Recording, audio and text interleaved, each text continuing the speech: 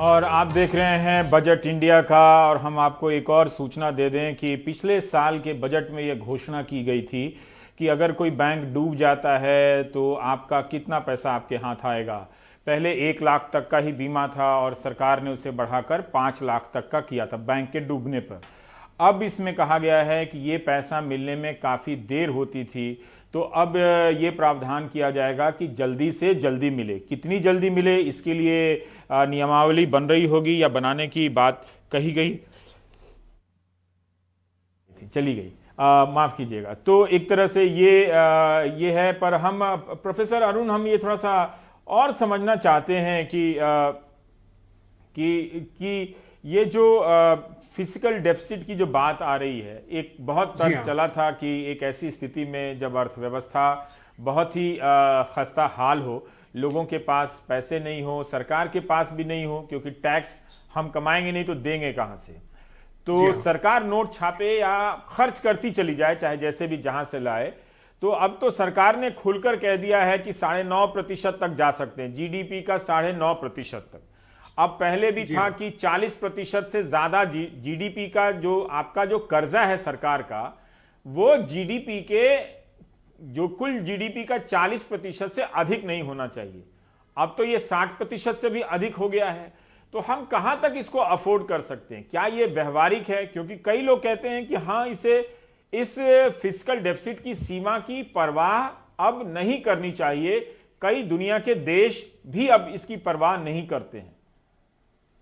तो आपकी बात सही है कि इस समय दुनिया में अगर आप देखें तो जापान है, अमेरिका है, सब जगह फिस्कल डेफिसिट जो है वो 20% जीडीपी से ज्यादा हो गया है। अमेरिका में अभी $900 बिलियन का पैकेज दिया, उसके पहले $3 ट्रिलियन का दिया, तो ये 20% से ऊपर ही वहां पे चल रहा है। तो इस समय जबकि आपके यहाँ डिमांड कम है, तो फिस्कल डेफिसिट बढ़ा के आप डिमांड को बढ़ाते हैं। तो इसलिए इस समय परेशानी का दौर नहीं होगा कि अगर आप फिस्कल डेफिसिट बहुत बढ़ा दें, क्योंकि वैसे ही जब इंडस्ट्री है, बिजनेस है, वो पूरी तरह से काम नहीं कर रहा है, उनको डिमांड की जरूरत है, तो इसीलिए ये कहा गया। लेकिन मेरा मानना है कि जो अभी 9.5% का जो डेफिसिट दिखाया है इस साल, वो सही आंकड़ा नहीं है, क्योंकि जब रिवाइज्ड एस्टिमेट्स आएंगे तो पता लगेगा कि टैक्स कलेक्शन उतना नहीं हुआ जितना कि दिखाया गया है, और एक्सपेंडिचर है वो ज्यादा होंगे। और फिर इसमें जो स्टेट्स का फिस्कल डेफिसिट है वो भी जोड़ देना चाहिए, फिर जो पब्लिक सेक्टर है उसका भी जोड़ देना चाहिए। तो कुल मिला के मेरा मानना है कि इस समय जो हमारा फिस्कल डेफिसिट है वो करीब 20% के आसपास हमारा भी चल रहा होगा।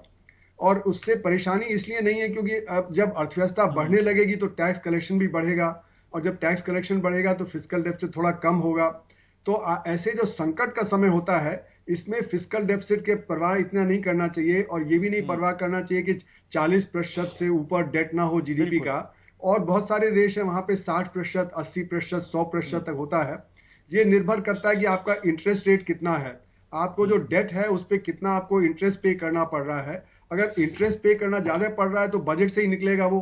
अगर इंटरेस्ट रेट कम है, जैसे कि अमेरिका है, जापान है, वहां तो करीब करीब 0% या कुछ जगह तो नेगेटिव इंटरेस्ट रेट चल रहा है, तो इसलिए वो सस्टेन कर ले जाएंगे।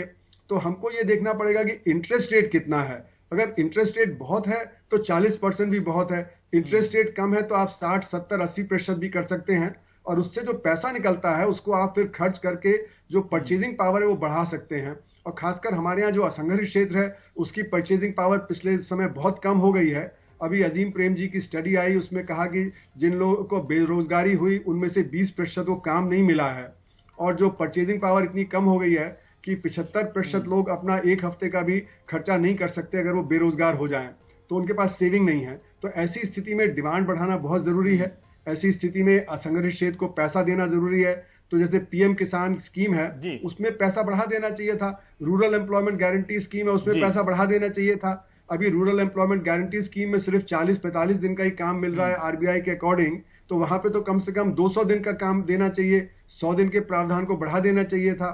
तो यानी कि 1 लाख करोड़ की जगह वहां पे भी 3 या 4 लाख करोड़ रुपए देना चाहिए था, और इस बार तो बजट में उसको घटा दिया गया है। और उसी तरह जो पीएम किसान स्कीम है उसको उसमें भी घटा दिया गया है, यूरिया की सब्सिडी में भी घटा दिया है पिछले साल के मुताबिक। जबकि इन चीजों को बढ़ा के डिमांड जनरेट करने का काम करना चाहिए था, रोजगार पैदा करने का काम करना चाहिए था, और एक अर्बन एम्प्लॉयमेंट गारंटी स्कीम भी शुरू कर देनी चाहिए, जिससे कि अर्बन एरिया में जो एजुकेटेड यूथ है उसको जो काम मिले।